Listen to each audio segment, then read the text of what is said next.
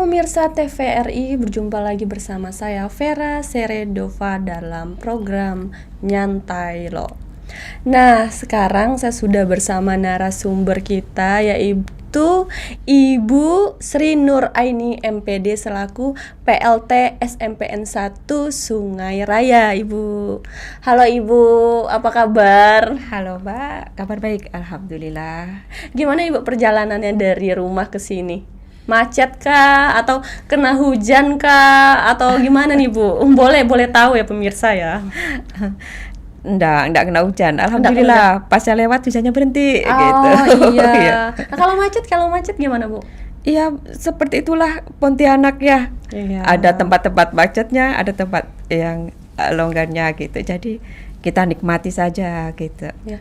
Nah Bu, ini saya panggil Ibu Sri atau Ibu Aini atau Ibu Nur nih? Boleh apa saja? Apa Mbak? saja? Iya. Ya udah, kalau gitu saya panggil Ibu Sri. Iya. Nah, Ibu Sri, saya pengen tahu nih sudah berapa lama sih Ibu Sri jadi guru ya sebelum jadi PLT SMPN 1 ya? Iya. Udah berapa lama tuh Bu jadi guru? Lama ya, dari tahun 1997. 97. Iya, 97 itu saya SK sudah SK pertama saya. Waktu itu iya. masih di Mempawah, saya mengajar di Mempawah, di SMP Negeri 4 Mempawah. Iya. Berarti SK-nya itu pertama kali jadi guru Iya. itu di SMP Negeri 4 Mempawah. Mempawah. Iya, di Sengkubang itu yang abrasi itu. Di situ iya, saya. iya. Jadi asal Ibu nih dari mana nih Bu? Apa asli orang Pontianak atau orang mana? Orang Mempawah misalnya? Gimana ya? Saya SMA masih di Jawa. Oh, di Iya. Jawa. Jadi asalnya dari Jawa? Iya, dari Jawa Tengah. Iya. Kemudian mengikuti orang tua pindah tugas, Iya. lalu kuliah di sini gitu. Oh, kuliah. Di FKIP, di FKIP Untan. FKIP Untan. Iya. Oh, berarti FKIP Untan itu tahun itu tuh emang udah ada ya, Bu ya? Ya udahlah. Oh, Ya sudah. kampus tertua pemirsa. Iya. Nah Ibu, selain keseharian mengajar, apa ada kegiatan-kegiatan lainnya yang Ibu ikuti selain mengajar, Bu? Banyak, tapi kemudian kan satu persatu ada yang ditinggalkan, tapi ada yang baru begitulah ya. Ya dulu sempat jadi itu tutor UT, jadi dosen UT sempat gitu ya. Iya, jadi 5 dosen tahun gitu ya. Di kampus mana itu? UT, Universitas UT. Terbuka. Oh iya, Iya. yang ada di Kota Pontianak ya, Iya, Bu? di Kuburaya gitu Iya. ya. Nah Bu, sejauh mana nih Bu progres PPDB online yang telah diterapkan untuk penerimaan siswa-siswi baru ini, Bu? Kita SMP 1 Sungai Raya Ya. menggunakan dua itu ya, cara secara online dan offline gitu ya. Iya. Online-nya itu daring bisa lewat link web, kita ada websnya gitu website-nya ya, itu ada. Ya. Jadi nanti setelah mendaftar secara online, kemudian di print out itu diserahkan secara offline gitu. Oh iya.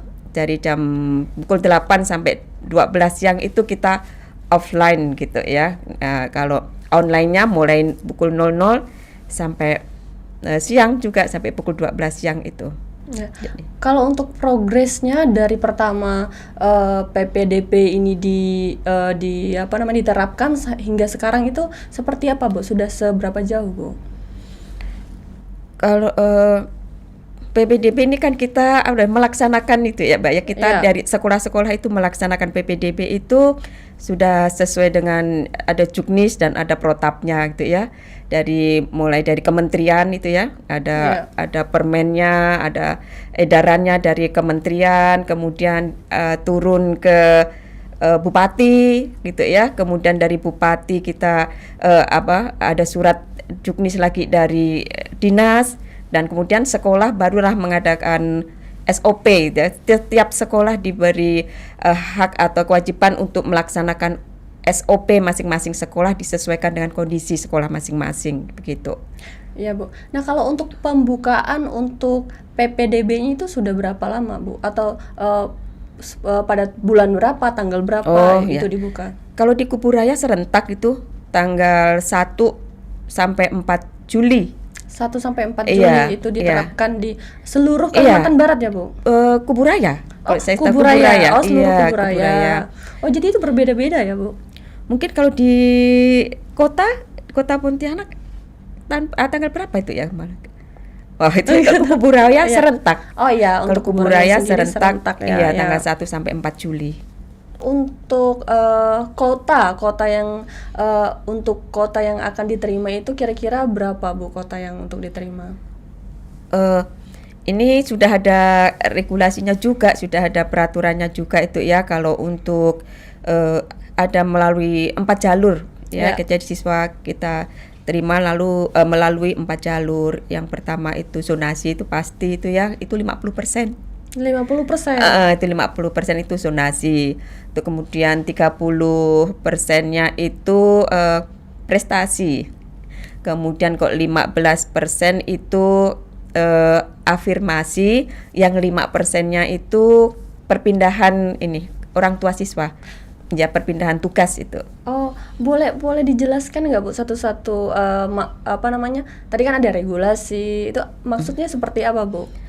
Ini sudah ada ketetapannya gitu Iya, ya. Jadi iya. kalau zonasi itu memang 50% dari jumlah siswa yang akan diterima Oh, gitu. iya, iya, Ya, iya. jadi kalau misalkan kita mau terima 300 orang misalnya gitu Iya. ya, 300 siswa gitu Iya. ya. Maka itu 150-nya itu harus lewat zonasi gitu. 50%-nya itu zonasi. 50%-nya itu Dari zonasi. jumlah siswa yang akan kita terima itu 50%-nya harus jalur zonasi. Iya. Saya punya satu pertanyaan. Apa itu? Ini kan saya dengar-dengar nih, Bu, SMPN 1 Sungai Raya itu menjadi salah satu sekolah terfavorit. Nah, apakah pada tahun ini masih menjadi sekolah terfavorit, Bu?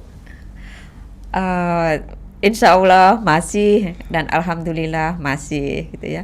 Kita Iya. SMP 1 memang masih menjadi pilihan ya dari siswa-siswi sekitar. Itu SMP 1 memang masih menjadi pilihan dan favorit gitu. Masih favorit ya, Bu, Iya, ya? iya. Oke. Nah, kalau misalnya menjadi favorit, apa sih tips atau kenapa sih bisa menjadi favorit masyarakat gitu, Bu? Iya. Apakah dalam segi olahraganya atau memang dalam akademiknya seperti Ibu sehingga menjadi salah satu sekolah favorit? Banyak faktornya itu ya, akademik, non akademik juga ya. Akademik itu pasti gitu ya. Ya. Kita terapkan disiplin gitu ya. Kemudian untuk kemampuan akademik anak-anak juga kita pacu, kita penuhi segala kebutuhan itu ya, literasi, numerasi, segala kepentingan anak-anak itu kita dukung itu untuk kemampuan akademiknya. Non akademik itu juga kita di SMP 1 itu ada 9 ekstrakurikuler gitu. Wah, ya. sebanyak itu ya, Bu. Iya, Apa saja itu, Bu? Pramuka, Paski, PMR gitu ya. Iya. Tari, drum band. Sampai tari-tari ada Iya, ya, Bu, ya? ada. Wah. Iya. Ada melukis dan sebagainya, teater, ada itu 9 eskul kita punya. Ya, nah, Bu, bagaimana sih, Bu, minat masyarakat di luar zonasi terhadap SMPN 1 ini, Bu? Bagaimana sih minat masyarakatnya gitu, Bu? Minat besar minatnya ya. Sangat-sangat besar. Iya, sangat-sangat besar. Kita setiap tahun tuh selalu ada yang harus kita lepaskan gitu ya, tidak bisa Iya. kita tampung gitu. Tidak bisa Iya, ditampung iya. sampai dilepaskan Iya, ya, Bu, iya, gara-gara gitu. terlalu banyak Iya, minatnya itu. iya. Nah, Bu, kalau untuk komplain dari orang tua atau masyarakat terkait penerimaan siswa didik terkait zonasi saat ini, apakah ada, Bu? Komplain-komplain Oh, itu? itu selalu ada. Selalu bisa ada, dihindari, Bu. setiap tahun itu pasti ada. Kan inginnya kan orang tua tuh anaknya sekolah di situ gitu Iya. ya. Tapi kemudian karena terbatasnya kuota, terbatasnya daya tampung kita, ya jadi tentu tidak bisa diterima misalnya, dan itu mereka menjadi kecewa dan sebagainya, itu pasti itu.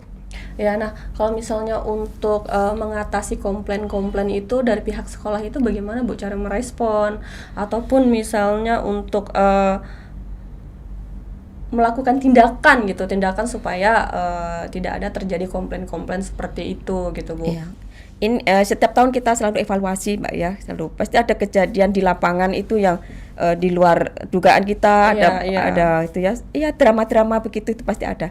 Dan yang kita lakukan itu ya, dan ini baru saja kita lakukan tadi itu juga Oh, itu ada juga program itu seperti itu. bukan yang kita sudah melakukan antisipasinya Oh, iya, itu iya. kami dari pihak sekolah itu mengundang untuk mengundang kepala desa, kita undang ya tadi pagi itu kami baru itu sehingga telat ya Bang, dan semangat kita Iya. masih rapat Oh, ya kepala iya. desa Teluk Kapuas, kepala desa Arang Limbung, kemudian Babinsa, kemudian ketua komite pengawas itu kita ajak duduk bersama, kita sosialisasi sehingga informasi tentang PPDB ini kan kita buat setransparan mungkin Betul. Jadi kita sumber informasi tidak hanya dari sekolah tapi bisa dari kepala desa. Nah, nanti kepala desa kita Babinsa, termasuk Babinsa, kepala desa, ketua komite sekolah itu ya, kami harapkan itu bisa mengedukasi masyarakat gitu sebagai sumber informasi gitu ya. Karena kami memang sekolah kami melaksanakan PPDB ini secara terbuka, transparan gitu ya, dan masyarakat juga bisa mencari informasi dari kepala desanya atau RT-nya dan sebagainya. Nah Bu, kalau misalnya di SMPN 1 ini, kalau untuk guru-gurunya sendiri, itu apakah ada juga bimbingan kepada anak-anak yang misalnya berprestasi maupun yang belum berprestasi gitu Bu? Pastilah itu ya, iya pasti ya ada. Kan kita sekolah juga ada pembinaan untuk yang anak-anak yang ikut FL2N, O2SN gitu ya. Kemarin juga kita guru-gurunya itu pastilah itu ya untuk mensupport ya Bu. Iya, kami di sekolah itu dibagi tim-tim. Sekarang kami di sekolah tuh ada tim-tim gitu ada ya. Timnya. Iya, jadi guru-guru ada tim. Iya, jadi juga. gurunya kita berdayakan semua di sana, nggak ada guru yang nganggur di SMP 1 gitu ya. Oh iya, harus semuanya terlibat iya, gitu ya. jadi ada tim literasi. Ada tim literasi itu yang membidangi, dia bertanggung jawab untuk mading sekolah, pojok baca, kemudian pembiasaan. Itu ada timnya dan ada SK-nya, itu kita buatkan SK. Jadi tim literasi, ada tim adiwiyata. Tim adiwiyata dia mengurusi lingkungan dan sampah dan sebagainya, itu tanggung jawabnya tim adiwiyata. Kemudian kita juga ada tim sekolah sehat. Tim sekolah sehat bertanggung jawab tentang ini ya, kantin sekolah, makanan, plastik dan sebagainya, itu tanggung jawab dari tim sekolah sehat gitu ya. UKS kan itu tim sekolah sehat. Kalau kesenian ada nggak Bu? Ada, di sana kan guru SBK-nya, guru keseniannya ada 3 gitu ya. Jadi dia ada seni tari, kami ada eskul seni tari gitu ya. Kemarin waktu lomba FLS 2N itu tapi tingkat kabupaten saja itu SMP 1 membawa 5 piala juara 1. Oh, pantasan ya SMPN 1 ini jadi favorit dan sampai ada komplain karena anaknya nggak bisa kepingin di situ. Benar. Bisa mendapatkan 5 piala juara 1 ya untuk FLS 2N. Pantesan jadi favorit karena sampai musik tradisional aja masih ada ya Bu. Ada. Itu berarti alat-alat musiknya masih ada juga Bu? Ada. Ya. Kan setiap tahun kan ada FL2N itu pasti dilombakan gitu, dan kita selalu ikut, SMP 1 selalu ikut gitu. Nah Ibu, menurut Ibu untuk PPDB ini apakah sudah transparan Bu menurut Ibu? Kalau di sekolah kami insya Allah transparan. Nah, selain transparan, apakah sudah cukup adil, Bu? Menurut saya tuh adil ya, karena ini kan sudah digodok ya, ini dari kementerian turun ke bupati, kemudian ke dinas, kemudian dinas itu dipetakan itu ya, tiap-tiap sekolah itu memiliki zonasi masing-masing gitu ya. SMP ini maka wilayahnya ini yang harus mendaftar sini, SMP ini maka sudah dibagi, desa-desanya itu sudah dibagi-bagi gitu. Sudah dibagi-bagi untuk tiap sekolah itu sudah desanya. Desa-desa ini. Misalnya desa ini daftarnya di sekolah ini. Iya, sudah. Berarti nggak bisa misalnya desa A ini untuk untuk masuk ke sekolah lain, itu apakah bisa Bu? ikut jalur lainnya, misalkan jalur prestasi. Kalau zonasi ikut kita sekolah patuh dengan juknis yang ada di dinas. Oh, jadi Iya, tidak boleh nggak boleh. Ini jatahnya sekolah ini. Jadi Nggak kalau boleh dia diambil nggak boleh ambil. Kalau dia nekat ke sekolah kita arahkan ke zonasi dia. Oh, Ya, iya. kecuali dia menggunakan jalur lain gitu ya. Ya, nah menurut Ibu mungkin ada kiat atau tips dari Ibu kepada orang tua calon siswa agar nanti dapat lebih siap dalam proses penerimaan siswa baru seperti Ibu. Tips-tipsnya untuk orang tua itu apa sih gitu supaya bisa mempersiapkan untuk anaknya masuk menjadi siswa atau siswi baru di sekolah SMP ya, SMP. Ya. Pertama kalau pas PPDB-nya orang tua itu kenali apa potensi anaknya. Kalau memang putra-putrinya itu berprestasi, maka siap-siaplah ikut PPDB itu jalur prestasi. Oh, Gitu. ya, kalau misalnya orang tua melihat anaknya itu berprestasi, Iya. jadi disiapkan untuk masuk Jalur prestasi. Ada kan ada Ya. jalur prestasi itu masukin situ. Ya. Kalau misalkan orang tua ya siswa putra-putrinya memiliki kartu Indonesia Pintar, ada KIP gitu ya, atau Iya. kartu sejahtera itu maka yang masih aktif itu Iya, iya. masuklah ke jalur afirmasi gitu. Oh, iya. Iya. Nah, jangan masuk zonasi karena kan punya kartu ini KIP dan KIP itu, masih iya, kan yang masih masih aktif, iya. maka ikut masuk jalur ini kan lebih peluangnya besar di situ Iya. gitu.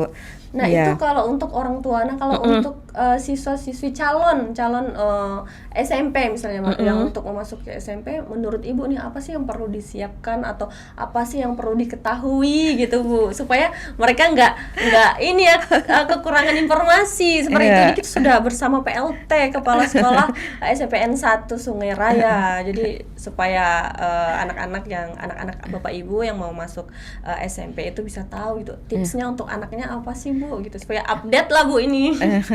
Anak-anak sekarang apa canggih-canggih udah pintar. SD-nya udah Udah pegang HP ya, Bu? pegangannya HP anak-anak ya sekarang. Iya. Kemudian hanya ini kan mereka masih lulus SD Iya. ya. Gaya-gaya anak-anaknya masih itu.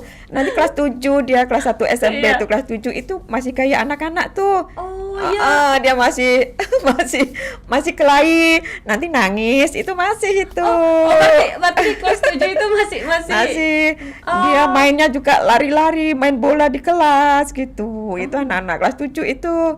Nah, kita kan mereka berproses Iya. ya. Mereka berproses jadi dia akan tahu gaya belajar di SMP itu seperti apa, berbeda dengan di SD.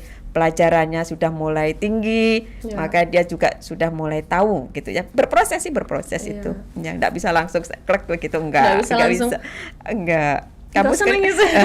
Enggak, itu mereka berproses melihat temannya, melihat lingkungannya, gurunya, pelajarannya, dan itu nanti akan terbentuk sendiri. Kelas 9 nanti akan terlihat itu sudah mulai dia besar, sudah mulai cantik, sudah mulai anteng, sudah mulai itu berbeda gitu, sudah mulai tumbuh tinggi, itu udah terjadi proses lah dia. Iya. Oh, berarti Ibu nih seringnya melihat proses dari anak-anak menjadi ke mau remaja, Bu. Sudah sering.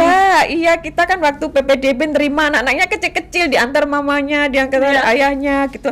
Nanti waktu kelas 9 kita lepas itu udah besar-besar, tinggi-tinggi, udah cantik-cantik Loh, gitu. udah tinggi. Iya, Udah gitu. cantik. Iya, udah kelas 9 begitu. Jadi itu memang anak-anak disitulah berproses di sekolah itu dia. Yang memang lebih berproses di sekolah itu banyak dari Iya. kecil sudah jadi remaja, dari Ibu melihatnya waktu penerimaan dari kecil sekarang Iya, kita udah lepaskan itu dia udah besar-besar. Nanti dia datang beberapa tahun dia udah SMA atau udah beberapa tahun tahu-tahu udah pakai baju dinas. Ibu, ingat enggak dengan saya? Itu anak-anak begitu. Siapa ya katanya? Siapa bukan ya? saya ini, Bu, angkat ini udah jadi polisi, udah jadi tentara, udah Waduh. jadi ini. Nah, itu enaknya kalau kita jadi guru. Iya. Gitu. Nah, Bu, berarti untuk memang untuk penerimaan siswa-siswi baru ini untuk PPDB sendiri itu memang lebih ke orang tuanya, Ibu ya. Ya. Karena kan kalau untuk kita menerapkan update-nya ke anak-anak kan masih Masih, kecil-kecil. iya. Jadi itu memang Iya. berarti memang orang tuanya yang harus lebih update gitu, Bu ya. Ya. Ya, masa-masa SD itu kan 80% itu kan masih tanggung jawab orang tua dan guru misalkan, 20% saja itu anak-anak saja gitu. Nah, nanti kan akan berproses, akan menjadi 40, 60, akan terbalik begitu. Nah, kalau untuk harapan Ibu sendiri terkait untuk sistem PPDB ini, mungkin yang online ya Bu, PPDB yang online, mungkin dari segi teknologi informasi yang mendukung. Nah, menurut Ibu bagaimana nih Bu harapan Ibu untuk yang PPDB online Bu? Online ya. Ya. Ini kan sudah dilakukan evaluasi terus ya Mbak ya, dan sampai sekarang itu pun sudah apa ya, kalau dulu pakai Google Map kemudian berubah menjadi Google Earth sekarang gitu. Sudah berubah. Iya, jadi dicari cara yang paling efektif lah begitu. Kalau di sekolah kita kan masih menggunakan 2 cara itu ya, karena masyarakat kan belum terlalu 100% IT begitu ya. Kita masyarakat kita belum, jadi kita masih mendaftarnya melalui online gitu ya, tapi kemudian pendataan mereka masih datang ke sekolah begitu. Jadi online dan offline gitu. Oke, Ibu boleh ini Bu jelaskan sedikit kepada pemirsa untuk sistem PPDB sendiri baik yang online maupun offline Ibu. Kalau yang online itu ikuti apa yang menjadi ketentuan yang sudah ditentukan oleh sekolah, menjadi SOP sekolah, misalkan isikan ini maka ikutilah gitu ya, sesuai tahapan-tahapannya. Iya.